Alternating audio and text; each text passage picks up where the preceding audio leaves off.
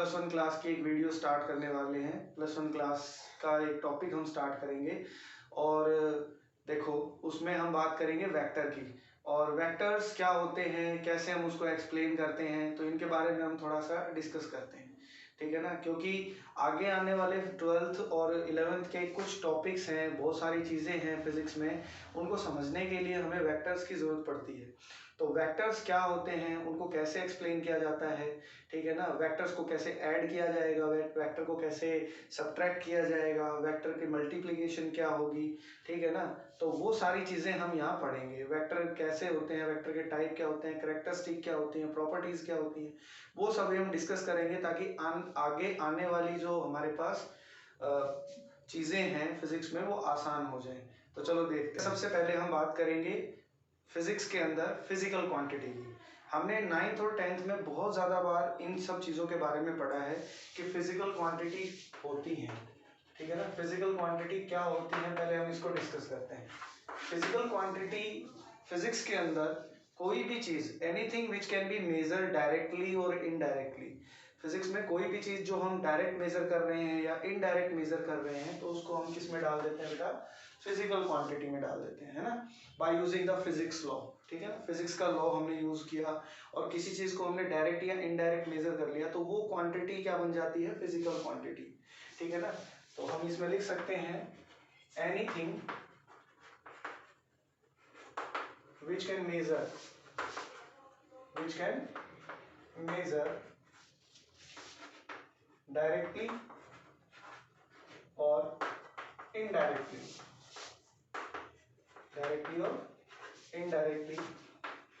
by mean of physics law,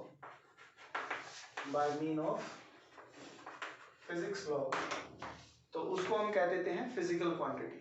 अब ये physical quantity है, इसको हमने बांटा, ठीक है ना, इसके डिवाइड कर दिए, क्योंकि बहुत सारी फिजिकल क्वांटिटी होती है हमारे पास फिजिक्स में। तो जैसे मास है, लेंथ है, टाइम है, ठीक है ना, mass, length, time, force, acceleration, speed, velocity,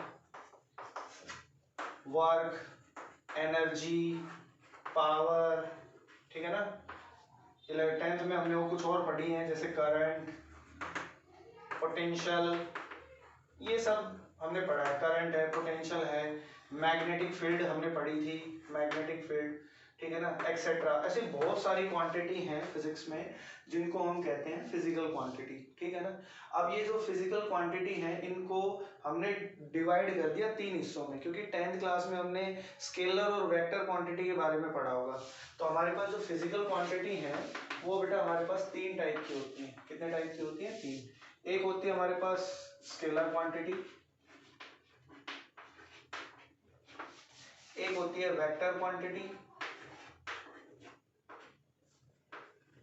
और एक होती है हमारे पास टेंसर क्वांटिटी। क्या होती है?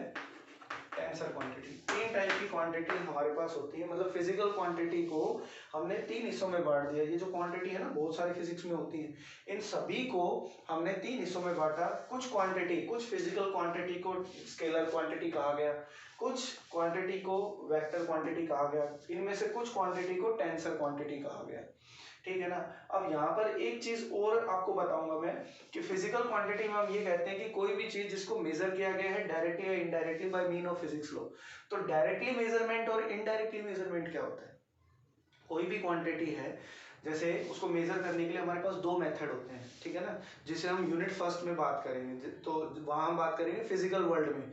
फिजिकल वर्ल्ड के अंदर यूनिट और मेजरमेंट वाले चैप्टर के अंदर हम बात करेंगे मेथड ऑफ मेजरमेंट। तो मेथड ऑफ मेजरमेंट के अंदर हम बात करेंगे डायरेक्ट मेजरमेंट और इनडायरेक्ट मेजरमेंट की। तो डायरेक्ट मेजरमेंट जो होता है उसके अंदर हम ये कहते हैं कि कोई भी हमारे पास जो, जैसे सपोज मेरे पास ये एक बुक है, कि मैंने लाइट किया कि मेरे पास एक बुक है, और इस बुक की अगर मुझे लेंथ मेजर करनी है ना, इस बुक की मुझे क्या मेजर करनी है? लेंथ और ब्रेड्थ। तो मैं एक सिंपल सा सेंटीमीटर स्केल लूंगा और उससे मैं डायरेक्ट इसकी मेजरमेंट कर सकता हूँ, ठीक है ना। तो इस मेजरमेंट को हम कहेंगे डायरेक्ट। लेकिन अगर मुझे ये कहा जाए कि भाई अगर आपको किसी खंबे की, किसी पेड़ की या किसी बिल्डिंग की हाइट मेजर करनी हो, तो मैं उसको डायरेक्टली मेजर नहीं कर सकता हूँ, तो वो एक इनडायरेक्ट मेथड है। तो वो इनडायरेक्ट मेथड क्या है, कौन से हैं जिनसे हम इस किसी पेड़ की, किसी पोल की हम हाइट मेजर कर सकते हैं। तो वो मेथड हम जब यूनिट मेजरमेंट वाले चैप्टर को रीड आउट करेंगे तब हम उसके बारे में बात करेंगे, ठीक है ना।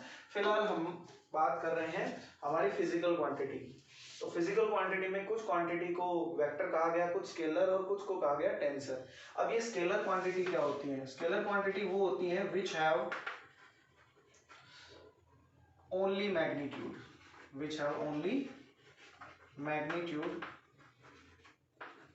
नॉट डायरेक्शन, जिनकी डायरेक्शन ना हो, या हम कहें और हैव स्पेसिफिक डायरेक्शन, ठीक है ना, हैव स्पेसिफिक डायरेक्शन। या तो डायरेक्शन होगी नहीं, अगर होगी तो एक स्पेसिफिक डायरेक्शन होगी, ठीक है बेटा। इसको ऐसे भी लिख सकते हैं, कुछ बुक्स में ये लिखा हुआ है, कुछ बुक्स में ये लिखा हुआ है, लेकिन असली बात यही है कि डायरेक्शन होती है पर वो स्पेसिफिक होती है। लेकिन किसी भी क्वांटिटी को हम सिर्फ इस बात से ये नहीं कह सकते कि वो स्केलर है, ठीक है ना, क्योंकि इसके कुछ एग्जाम्पल हैं, जैसे मास, लेंथ, टाइम, है ना, इनकी कोई डायरेक्शन नहीं होती है, दे हैव नो डायरेक्शन। जैसे हम कभी भी ये नहीं कहेंगे कि 5 बजे हैं ईस्ट डायरेक्शन में, 4 बजे हैं वेस्ट डायरेक्शन में, हम सिर्फ ये कहेंगे 5 बजे हैं। लेंथ, एरिया, ठीक है ना, वॉल्यूम, ये सब एग्जाम्पल हैं। वर्क, स्पीड, है ना, और पावर। और 10th क्लास में मैग्नेटिक फील्ड, करंट, पोटेंशियल, ये तीनों टॉपिक हमने पढ़े हैं। तो मैग्नेटिक फील्ड को छोड़कर कोई भी क्वांटिटी 10th क्लास में जो तुमने पढ़ी है वो सर सारी की सारी क्या है बेटा? स्केलर क्वांटिटी है। जैसे एग्जांपल करंट, पोटेंशियल, है ना, हीट एनर्जी वगैरह एक्सेट्रा, ये सब। अब यहाँ पर देखो, मैंने कहा कि जो स्केलर क्वांटिटी होती हैं उनकी कोई डायरेक्शन नहीं होती, लेकिन साथ में मैं ये बोल रहा हूँ कि उनकी एक स्पेसिफिक डायरेक्शन भी होती है, क्योंकि इनमें सब में से किसी की भी डायरेक्शन नहीं है। लेकिन अगर मैं करंट को देखूं, किसको देखूं बेटा? करंट को। तो करंट, मान लो मेरे पास एक वायर है that will be A be having a current of 5 ampere. तो हम ये कहते हैं कि करंट है ना वो ए से बी जा रहा है। कहाँ जा रहा है करंट? ए से बी। जब करंट ए से बी जाएगा तो इसकी एक डायरेक्शन भी हमने बता दी, है ना, और इसका मैग्नीट्यूड भी है। क्या है इसका? मैग्नीट्यूड। ये इसका मैग्नीट्यूड है, ठीक है ना। इसकी कुछ वैल्यू भी है, मैग्नीट्यूड का मतलब उसकी वैल्यू, ठीक है ना। जैसे मैंने कह दिया कि भाई लेंथ है ना वो 10 मीटर है, तो वो 10 क्या है? उस लेंथ का मैग्नीट्यूड है। तो इसी तरह से अगर मैं कह दूं कि करंट है ना मेरे पास 5 एम्पियर फ्लो कर रहा है, तो ये 5 इस करंट का मैग्नीट्यूड है और डायरेक्शन मैं बता रहा हूँ ए से बी। तो इसका मतलब इस करंट की एक स्पेसिफिक डायरेक्शन भी है, और करंट है ना उसका अपना मैग्नीट्यूड भी है। और जिसकी मैग्नीट्यूड भी हो, जिसका डायरेक्शन भी हो, उसको हम कहते हैं वेक्टर। लेकिन मैंने यहाँ लिखा है कि करंट कैसी क्वांटिटी है? स्केलर क्वांटिटी है। तो ऐसा क्यों कह रहे हैं? क्योंकि बेटा इस डेफिनेशन से सिर्फ हम नहीं कह सकते कि कोई क्वांटिटी वेक्टर है या स्केलर है ना। हम इसके लिए एक प्रॉपर्टी और कहते हैं कि भाई स्केलर क्वांटिटी जो होगी ना वो फॉलो करेगी, वो किसको फॉलो करेगी बेटा? वो फॉलो करेगी अलजेब्रिक सम को। किसको फॉलो करेगी? अलजेब्रिक सम को। वो अलजेब्रिक सम फॉलो करेगी, ठीक है ना, वो अलजेब्रिक सम फॉलो करेगी। सपोज अगर मेरे पास करंट यहाँ से आ रहा है, देखो 2 एम्पियर, और ये ए पॉइंट था, ये यहाँ से आ रहा है 3 एम्पियर, तो आगे करंट कितना जाएगा बेटा? 5 एम्पियर जाएगा, है ना। तो यहाँ पर ये जो हुआ है ना करंट का, वो अलजेब्रिक सम हुआ है। Suppose this becomes I1, this becomes I2, then total current is going from I1 plus I2। तो I1 प्लस I2 जो हुआ है वो अलजेब्रिक सम हुआ है ना। तो इस तरह से हम बात करते हैं। तो करंट एक एक्सेप्शनल है जिसके अंदर हम डायरेक्शन भी रखते हैं, लेकिन ये एक स्केलर क्वांटिटी में देखा जाता है। वेक्टर क्वांटिटी की बात करें तो वेक्टर क्वांटिटी वो होती है which have magnitude as well as direction. जिसका मैग्नीट्यूड भी हो, जिसकी डायरेक्शन भी हो, उसको हम वेक्टर क्वांटिटी कहते हैं। तो इनमें से कुछ क्वांटिटी है ना फिजिकल क्वांटिटी है वो वेक्टर भी होती है। जैसे एग्जांपल के तौर पर वेलोसिटी हो गई, एक्सेलरेशन हो गया, फोर्स हो गई, कोई भी फील्ड, व्हाटएवर फील्ड क्या है, इलेक्ट्रिक फील्ड है, मैग्नेटिक फील्ड है, वो भी कैसी क्वांटिटी है बेटा? वेक्टर क्वांटिटी है ना। और इसके अलावा हमारे पास और भी है, जैसे टॉर्क है, ठीक है ना, और एक्सेट्रा, ये भी बहुत सारी हो जाती हैं इसमें, है ना। तो ये हमारे पास कैसी क्वांटिटी कहलाती है बेटा? वेक्टर। और वेक्टर जो होती है, वेक्टर क्वांटिटी, क्योंकि मैंने बताया ना, इस सिर्फ इस डेफिनेशन पे बात टिकी नहीं होती है कि कौन वेक्टर है कौन स्केलर है, वो 9 10 तक अच्छी लगती है, लेकिन अब हम 11th में हो गए हैं तो हमें ये पता होना चाहिए कि कोई भी क्वांटिटी है ना उसको स्केलर और वेक्टर इसलिए भी बोला जाता है क्योंकि वो स्केलर क्वांटिटी क्या कर रही है बेटा, अलजेब्रिक सम फॉलो कर रही है, और जो वेक्टर क्वांटिटी होगी वो किसको फॉलो करेगी, it follow vector sum, it follow vector sum. और जैसा मैंने बताया कि हम इस चैप्टर में क्या बात करेंगे बेटा, वेक्टर्स के बारे में ही बात करेंगे, वेक्टर के सम, वेक्टर के सबट्रैक्शन, वेक्टर के टाइप, वेक्टर की कैरेक्टरिस्टिक, वेक्टर की मल्टीप्लिकेशन, इन सब के बारे में हम बात करेंगे। अब बात करते हैं किसके, हम टेंसर क्वांटिटी की। तो टेंसर क्वांटिटी क्या होती है, अब ये एक नई चीज आ गई, ये तो पहले कभी नहीं पढ़ा हमने। तो टेंसर क्वांटिटी वो होती है which have those quantity which have different magnitude, which have different magnitude in different direction, जिसकी मैग्नीट्यूड भी होगी और ठीक है बेटा, और जिसकी डायरेक्शन भी होगी, लेकिन वो डिफरेंट होगी, ठीक है ना। इसका एक एग्जांपल मैं तुम्हें देता हूँ, ठीक है ना, कि मतलब वो क्वांटिटी ऐसी, कुछ क्वांटिटी ऐसी हैं जिनकी मैग्नीट्यूड भी है, डायरेक्शन भी है, लेकिन वो हर पॉइंट पर अलग हो जाती है। जिसका एक एग्जांपल हमने 10th क्लास में पढ़ा था, जिसका एग्जांपल है हमारे पास रिफ्रैक्टिव इंडेक्स। क्या है, रिफ्रैक्टिव इंडेक्स। रिफ्रैक्टिव इंडेक्स एक टेंसर क्वांटिटी है। इसके अलावा हमारे पास एक और है, जैसे स्पेसिफिक ग्रेविटी, ये भी कैसी क्वांटिटी है बेटा, अभी समझ लो, स्पेसिफिक ग्रेविटी, रिफ्रैक्टिव इंडेक्स, ठीक है ना, these are called tensor quantity. आगे हम इसको और डिटेल में डिस्कस करेंगे जब ये हम बात करेंगे। तो टेंसर क्वांटिटी, रिफ्रैक्टिव इंडेक्स है ना, वो एक टेंसर क्वांटिटी है, क्योंकि हमने 10th में ये पढ़ा था एटमॉस्फेरिक रिफ्रैक्शन। तो एटमॉस्फेरिक रिफ्रैक्शन में हम ये कहते हैं कि the earth atmosphere have multiple layer, stratosphere, troposphere, mesosphere, ionosphere, है ना, और हर मीडियम के अंदर, हर मीडियम में रिफ्रैक्टिव इंडेक्स अलग अलग होता है। तभी तो सनलाइट जब एंटर करती है तो इट फॉलो मल्टीपल रिफ्रैक्शन। तो ये मल्टीपल रिफ्रैक्शन इसलिए फॉलो करती है, कोई लाइट रिफ्रैक्ट ही तभी होती है जब रिफ्रैक्टिव इंडेक्स में चेंज आते हैं, ठीक है ना, रिफ्रैक्टिव इंडेक्स बदल जाए मीडियम का।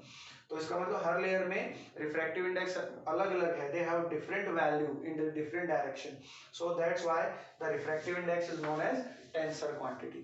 तो ये हमारे पास कुछ वैल्यू थी। अब हम बात करेंगे कि वेक्टर्स जो होते हैं उनके टाइप क्या क्या है, ठीक है ना, वेक्टर के टाइप क्या होते हैं। देखो तो बेटा अब हम बात करेंगे वेक्टर्स के टाइप की। तो वेक्टर बहुत सारे टाइप के होते हैं, लेकिन जनरली वेक्टर्स को दो पार्ट्स में क्लासिफाई किया गया है।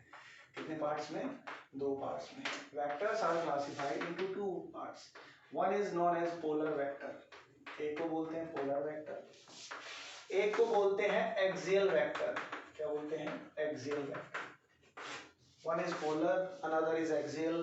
पोलर वेक्टर क्या कहते हैं, पोलर वेक्टर कहते हैं भाई दोज वेक्टर, कुछ क्वांटिटी होती हैं जिनको पोलर वेक्टर में डाला गया, मतलब कुछ वेक्टर क्वांटिटी हैं, जैसे हमने वेक्टर के बहुत सारे एग्जांपल दिए थे, उनमें से कुछ वेक्टर्स को पोलर कहा गया, कुछ वेक्टर को एक्सियल कहा गया। तो पोलर वेक्टर कौन से होते हैं, पोलर वेक्टर वो होते हैं जिनका पॉइंट ऑफ एप्लीकेशन हो, which have point of application. क्या है बेटा, जिनका पॉइंट ऑफ एप्लीकेशन है, या दे हैव स्टार्टिंग पॉइंट, ऐसा कह लें, है ना, दे हैव स्टार्टिंग पॉइंट। तो जिनका पॉइंट ऑफ एप्लीकेशन होता है, जैसे वेलोसिटी है, फोर्स है, डिस्प्लेसमेंट है, ठीक है ना, displacement is also a vector quantity but distance is a scalar quantity, ठीक है ना। तो ये है एक्सियल वेक्टर की। जब हम बात करते हैं एक्सियल वेक्टर वो होते हैं जो रोटेशनल इफेक्ट शो करें। क्या शो करें बेटा, कुछ वेक्टर ऐसे होते हैं जो रोटेशनल इफेक्ट शो करते हैं, समझो जरा ध्यान से, विच शो रोटेशनल इफेक्ट, जो रोटेशनल इफेक्ट शो करें। एक लाइन में ही मैं बता रहा हूँ सबकी डेफिनेशन, रटने की ज्यादा जरूरत है ही नहीं, ठीक है ना, बस इतना ध्यान रखो कि एक्सियल वेक्टर वो होते हैं जो रोटेशनल इफेक्ट शो करें, है ना, जो एक एक्सिस के अलोंग, जिनकी डायरेक्शन रोटेशनल एक्सिस के अलोंग लिखी जाए, जिनकी डायरेक्शन किसके अलोंग लिखी जाए, रोटेशनल एक्सिस के अलोंग, ठीक है ना। इसके कुछ एग्जांपल हैं, जैसे हमारे पास टॉर्क है, क्या है बेटा, टॉर्क है, एंगुलर मोमेंटम है, क्या है, एंगुलर मोमेंटम है। These are the some example of axial vector. और ऑब्वियस सी बात है, ये एक्सिस के अलोंग रोटेट करेंगे तो इनकी डायरेक्शन को एक्सप्लेन करने के लिए यहाँ एक रूल लिखा गया। कौन सा रूल, जो हमने 10th में पढ़ा था, right hand thumb rule. Right hand thumb rule, या जिसे राइट हैंड स्क्रू रूल भी बोल देते हैं। क्या बोल देते हैं बेटा? राइट हैंड थंब रूल या राइट हैंड स्क्रू रूल, एक ही बात है। राइट हैंड थंब रूल या राइट हैंड स्क्रू रूल।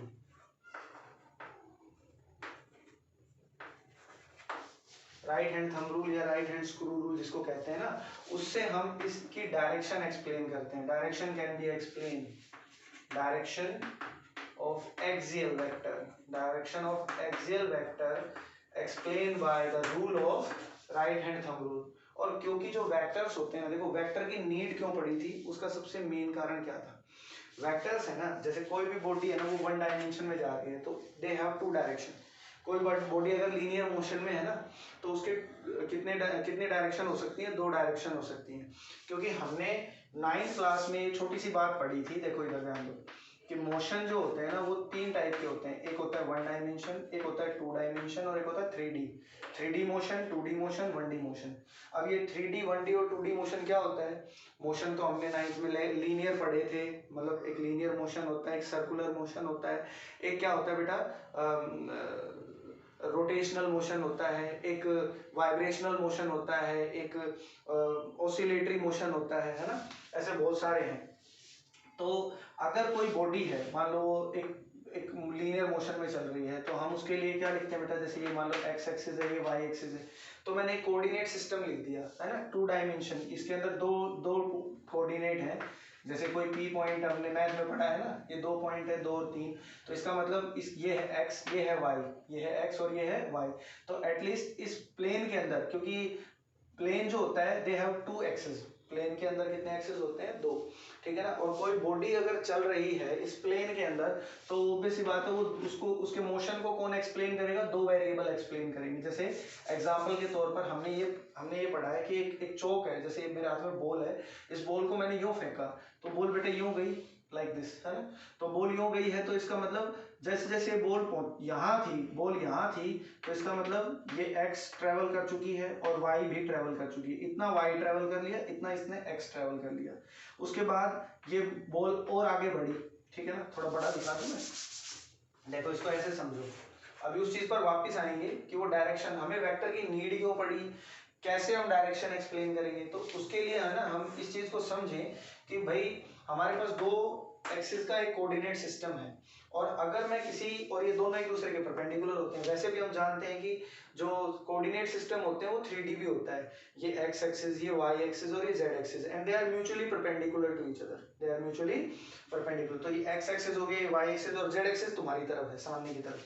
तो अगर मान लो किसी बॉल को अगर मैं यूं फेंकता हूं, तो वो बॉल इस तरह से जाएगी, लाइक दिस। तो अगर मान लो ये हमारे पास ये पॉइंट है, अगर बॉल यहाँ से चली और वो यहाँ पहुंची, तो उसने x ट्रेवल कर लिया, है ना, इतना डिस्टेंस x कर लिया, इतना डिस्टेंस इसने y ट्रेवल कर लिया। अब वो बॉडी और आगे चली, तो अभी भी वो कितना ट्रेवल कर रही है बेटा? x ट्रेवल कर रही है और y ट्रेवल कर रही है। तो बेसिकली वो 2 कोऑर्डिनेट एक साथ फॉलो कर रही है, 2 कोऑर्डिनेट। और उस बॉडी के मोशन को एक्सप्लेन करने के लिए कितने कोऑर्डिनेट की नीड हो रही है? 2 कोऑर्डिनेट की नीड हो रही है। तो इसका मतलब इस पार्टिकल का जो मोशन है वो कैसा है? 2D। बात करें 1D की, जैसे कोई बॉल है ना, वो या गाड़ी है, वो सड़क पर चल रही है, तो वो किस मोशन में चलेगी बेटा? 1 डायमेंशन में, क्योंकि वो एक एक्सिस में जा रही है, ठीक है ना। जैसे क्राउलिंग ऑफ इंसेक्ट होता है, एक कीड़ा तो देखा है ना तुमने, ऐसे ऐसे चलता है, तो वो भी किसमें चलता है बेटा? 2D में। और 3D मोशन जो होता है ना, उसमें देखो, अब ये जो बॉल मैंने फेंकी है ना, ये यूं जा रही है, तो ये सिर्फ x और y ट्रेवल कर रही है। क्या ये बॉल यूं जा रही है इस तरह से?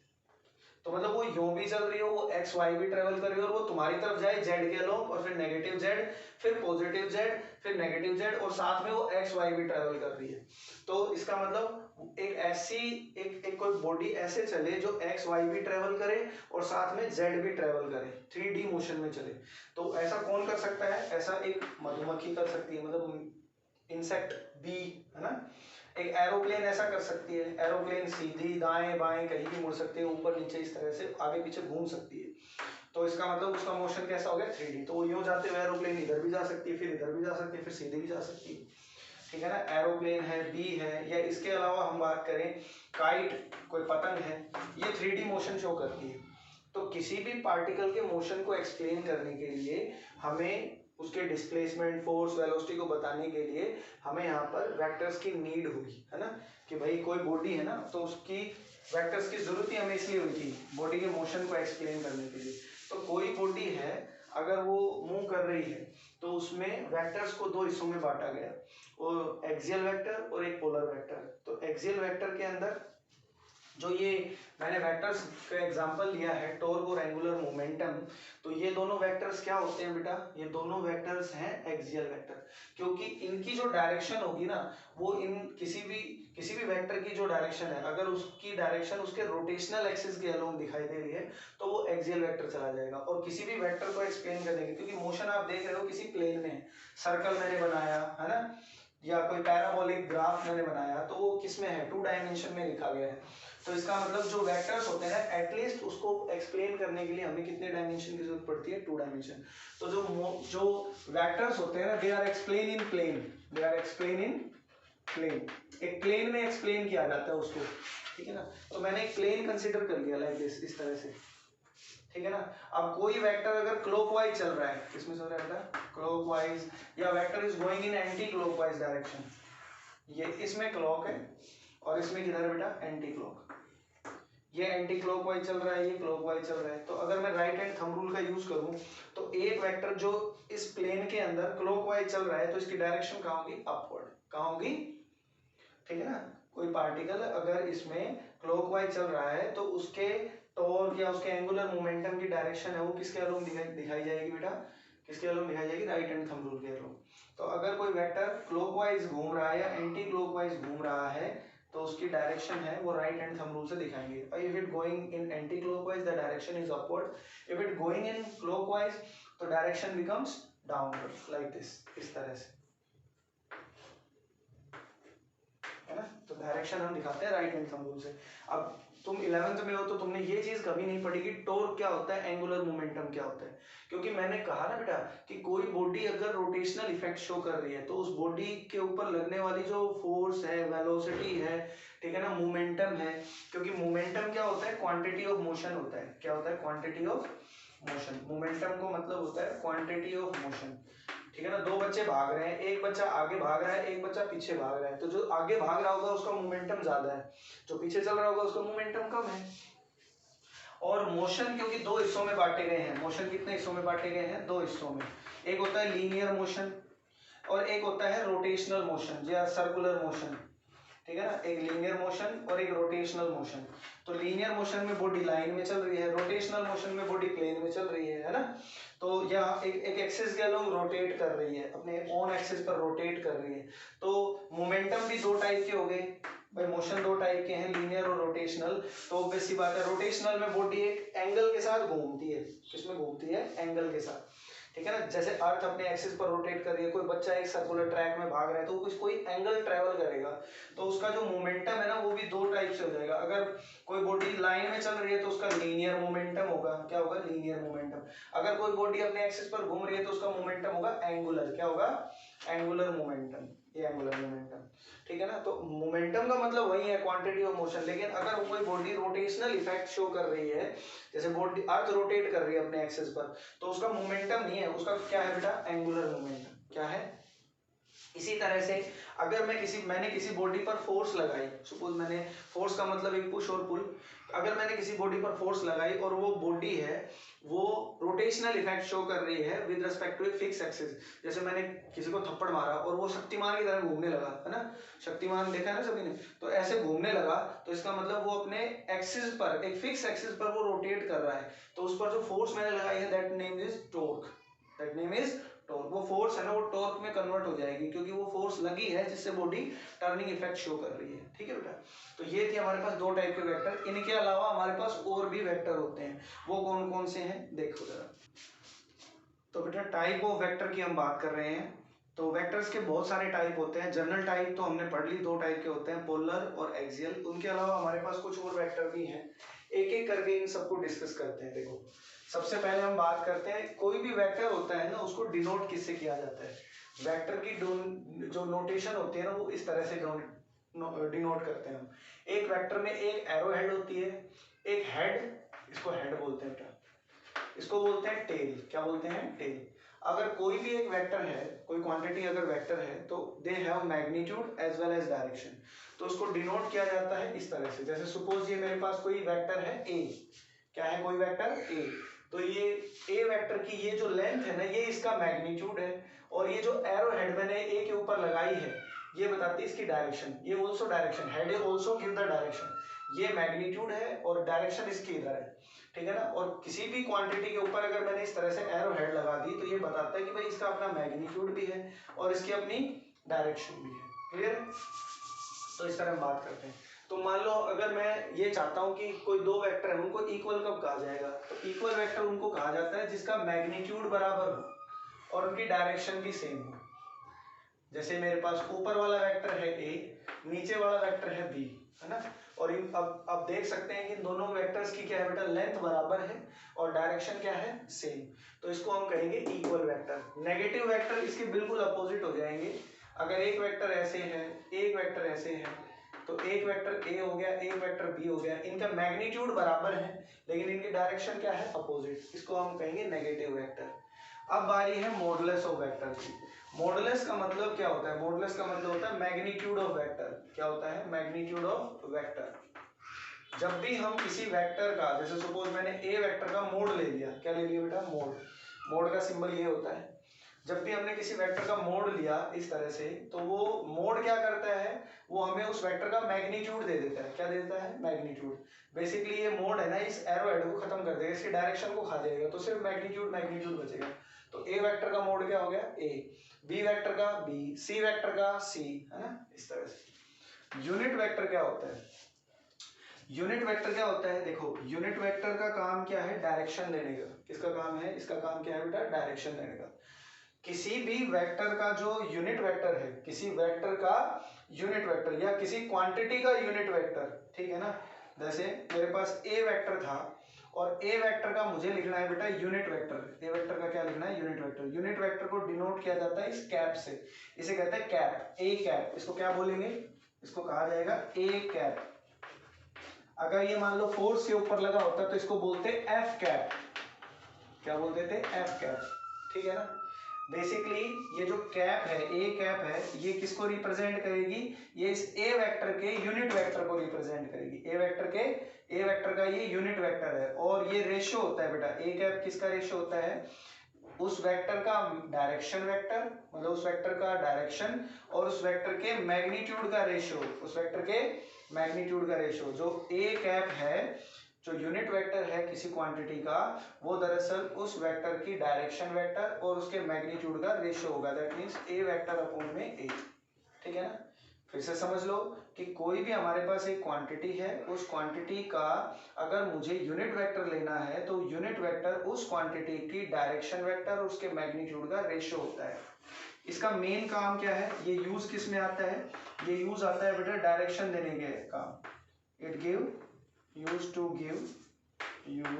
गिव डायरेक्शन, ठीक है ना। इट ऑल्सो यूज, इसका एक यूज और है कि ये स्केलर क्वांटिटी, क्योंकि डायरेक्शन देने का काम है इसका। अगर तुम किसी स्केलर क्वांटिटी को यूनिट वेक्टर लगा दोगे, और यूनिट वेक्टर हमेशा क्या होगा, always perpendicular to surface, always perpendicular to surface. Surface के क्या होगा बेटा, हमेशा बॉडी के सरफेस पर परपेंडिकुलर होगा ये। तो किसी भी यूनिट वेक्टर, किसी भी क्वांटिटी को जब तुम यूनिट वेक्टर दे दोगे, है ना, लगा दोगे उस क्वांटिटी के साथ, तो वो क्या बन जाएगी, एक वेक्टर क्वांटिटी बन जाएगी। एक स्केलर क्वांटिटी को जब तुम यूनिट वेक्टर लगा दोगे तो वो एक वेक्टर क्वांटिटी में कन्वर्ट करने का काम भी ये करता है। इसीलिए इसे कहते हैं ये डायरेक्शन देने का काम कर रहा है। इसके बाद है ऑर्थोगोनल वेक्टर। ऑर्थोगोनल वेक्टर्स क्या होते हैं, these are also unit vector. ये यूनिट वेक्टर है क्योंकि मैंने अभी तुम्हें समझाया कि हमारे पास तीन कोऑर्डिनेट सिस्टम होते हैं, एक्स एक्सिस, वाई एक्सिस और जेड एक्सिस। अब जेड है ना, वो आएगा तो तुम्हारी तरफ, मैंने बताया था ना, ये एक्स, ये वाई और ये जेड, तो आएगा तो जेड तुम्हारी तरफ, लेकिन ये प्लेन में है, बोर्ड है वो 2D में है, 2 डायमेंशन में है, तो मैं थर्ड एक्सिस को इधर दिखा रहा हूँ। अगर ये जेड इधर है तो ये ओरिजिन से नेगेटिव जेड कहाँ होगा, पीछे। अगर पॉजिटिव एक्स एक्सिस इधर है तो नेगेटिव एक्स एक्सिस इधर है, वाई ऊपर है तो नेगेटिव वाई नीचे है ना। तो ये बात ध्यान रखें थोड़ी सी। तो ऑर्थोगोनल वेक्टर्स भी यूनिट वेक्टर होते हैं, लेकिन किसके अलोंग होते हैं, along x axis, y axis और जेड एक्सिस। तो एक्स एक्सिस के अलोंग जो यूनिट वेक्टर होता है वो आई कैप से लिखा जाता है, वाई एक्सिस के अलोंग जो यूनिट वेक्टर होता है उसको जे कैप से लिखा जाता है, जेड कैप के अलोंग जो यूनिट वेक्टर होता है उसको किससे लिखा जाएगा, के कैप से। I cap, j cap, k cap are the unit vector along x axis, y axis, z axis, and these i cap, j cap, k cap, small I cap, small j और small k cap are also known as orthogonal vector। अब बारी है position vector की। अब इसको समझो थोड़ा सा। पोजीशन वेक्टर क्या होता है बेटा, ठीक है ना। पोजीशन वेक्टर क्या होता है, देखो नाम से ही पता लग रहा है, एक ऐसा वेक्टर जो पोजीशन को बता दे, एक ऐसा वेक्टर जो पोजीशन को बता दे। सपोज मेरे पास ये 3 डायमेंशनल कोऑर्डिनेट सिस्टम है और यहाँ पर कोई पार्टिकल रखा है जिसके कोऑर्डिनेट है एक्स, वाई और जेड, ठीक है ना। कोई कोऑर्डिनेट है जिसके, कोई पार्टिकल है जिसके कोऑर्डिनेट है एक्स, वाई, जेड, और ये रेक्टेंगुलर कोऑर्डिनेट सिस्टम है। अब मैं इसको 3 डायमेंशनल कोऑर्डिनेट सिस्टम बोल लूं या रेक्टेंगुलर कोऑर्डिनेट सिस्टम बोलूं, 3D रेक्टेंगुलर कोऑर्डिनेट सिस्टम एक ही मतलब है।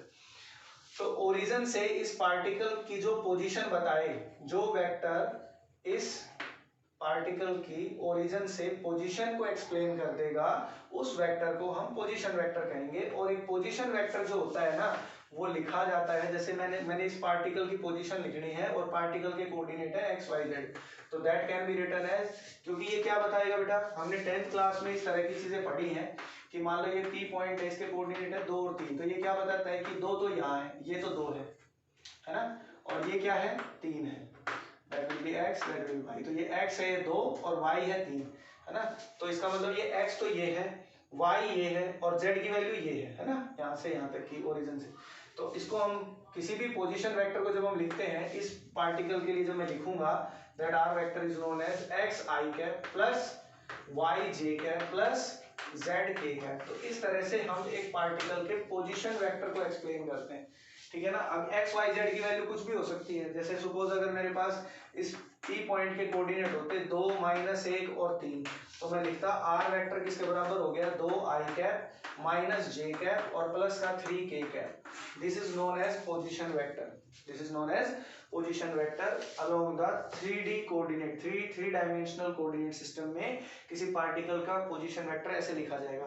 अगर इसमें ये नहीं होता, सपोज 3 नहीं होता, तो ये k कैप वाला कंपोनेंट नहीं होगा। अब ये 2D में है क्योंकि यहाँ i और j है, i का मतलब x एक्सिस के अलोंग यूनिट वेक्टर, j का मतलब y एक्सिस के अलोंग, और इस दो i के आगे क्या लगा हुआ है, x, i के आगे क्या लगा हुआ है, x, ठीक है ना, और j के आगे जो लगा हुआ है वो क्या है, y। तो ये x और y क्या है बेटा, मैग्नीट्यूड, ये मैग्नीट्यूड है और ये डायरेक्शन है, क्योंकि मैंने बताया ना कि वेक्टर क्वांटिटी वो होती हैं जिनकी मैग्नीट्यूड भी हो, जिनकी डायरेक्शन भी हो। तो मैग्नीट्यूड यहाँ क्या है, ये है x, इसकी डायरेक्शन क्या है, i कैप, i कैप के अलोंग, y एक मैग्नीट्यूड है जिसकी डायरेक्शन j के अलोंग है, z एक मैग्नीट्यूड है जिसकी डायरेक्शन k के अलोंग है। तो एक पोजीशन वेक्टर को इस तरह से लिखा जाता है। ये बात आई होप सभी को क्लियर हो गई होगी। जो पोजीशन वेक्टर है, अगर मुझे अब इसका मैग्नीट्यूड लेना हो, क्योंकि मैंने अभी बताया था कि मैग्नीट्यूड का मतलब क्या होता है बेटा, किसी वेक्टर का जब हम मोड लेते हैं तो वो उसका मैग्नीट्यूड आ जाता है, किसी वेक्टर का मोड लेते हैं तो उसका मैग्नीट्यूड आ जाता है। तो अगर मैं r वेक्टर का मोड ले लूं तो वो r के बराबर होगा, लेकिन ये r किसके बराबर होगा, इसका मैग्नीट्यूड का फॉर्मूला होता है, पोजीशन वेक्टर के मैग्नीट्यूड का फॉर्मूला होगा x की स्क्वायर प्लस y की स्क्वायर और प्लस में z की स्क्वायर। ये आया कैसे है, इसको हम जो फर्दर लेक्चर होंगे उनमें हम डिस्कस करेंगे, ठीक है ना। आने वाले जो लेक्चर होंगे, कमिंग लेक्चर होंगे, उनमें हम डिस्कस करेंगे।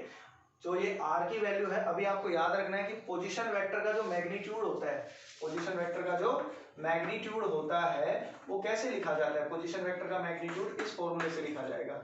जैसे सपोज मुझे कोई वेक्टर दे दिया, a vector is equal to 2i plus 3j minus k cap, है ना।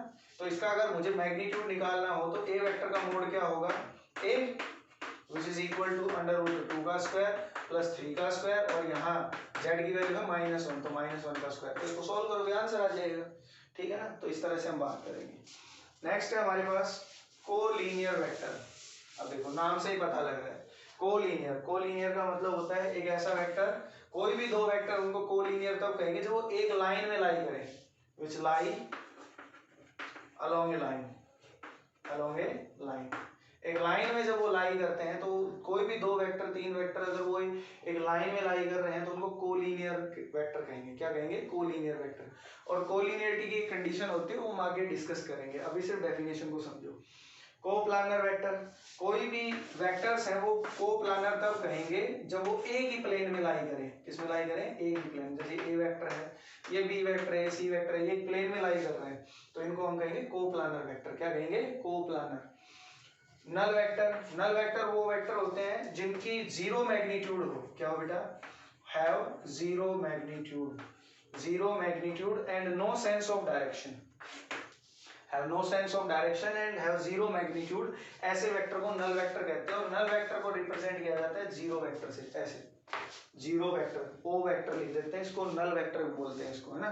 तो नल वेक्टर की कुछ प्रॉपर्टी है, अगर नल वेक्टर को किसी दूसरी क्वांटिटी से जोड़ दिया जाए, है ना, तो वो यही रहेगा। एक तरह से ये जीरो है, जीरो में कुछ जोड़ोगे तो वही क्वांटिटी आ जाएगी, जीरो को किसी क्वांटिटी से मल्टीप्लाई करोगे तो जीरो हो जाता है ना। तो ये इसकी कुछ प्रॉपर्टीज हैं, ये आपको ध्यान रखनी है नल वेक्टर की। इसके अलावा हमारे पास कुछ बाकी वेक्टर्स और अगर इसमें कुछ आता है तो हम इसमें डिस्कस करेंगे, ठीक है। तो ये है हमारे पास कुछ वेक्टर्स जिनको हमने आज डिस्कस किया है। हमारे पास नल वेक्टर और ये नल वेक्टर की कुछ प्रॉपर्टी है। आई होप सभी को ये समझ में आ गया होगा। फिर भी कोई चीज़ क्लियर नहीं होती है तो आप कमेंट करें, ठीक है ना, और इसको शेयर करें ज़्यादा से ज़्यादा अपने दोस्तों के साथ जो 11th क्लास में अभी अभी परस्यू हुए हैं, ठीक है ना, जो 11th क्लास में अभी पढ़ रहे हैं या जो 11th कर चुके हैं, जो जिनको कुछ प्रॉब्लम्स हैं वेक्टर्स के अंदर, तो आप उनके साथ ये शेयर करें, ठीक है ना। और चैनल को सब्सक्राइब करना ना भूलें, ठीक है ना। इसके बाद जो वेक्टर के बाकी लेक्चर्स हैं वो हम डिस्कस करेंगे, जिसमें वेक्टर के एडिशन है, सब्ट्रैक्शन है और मल्टीप्लिकेशन है। देन हम वेक्टर के IIT JEE और नीट के क्वेश्चन हम रीड आउट करेंगे विद असाइनमेंट, ठीक है बेटा। तो ये हमारे पास आज का काम था, ठीक है। All the best.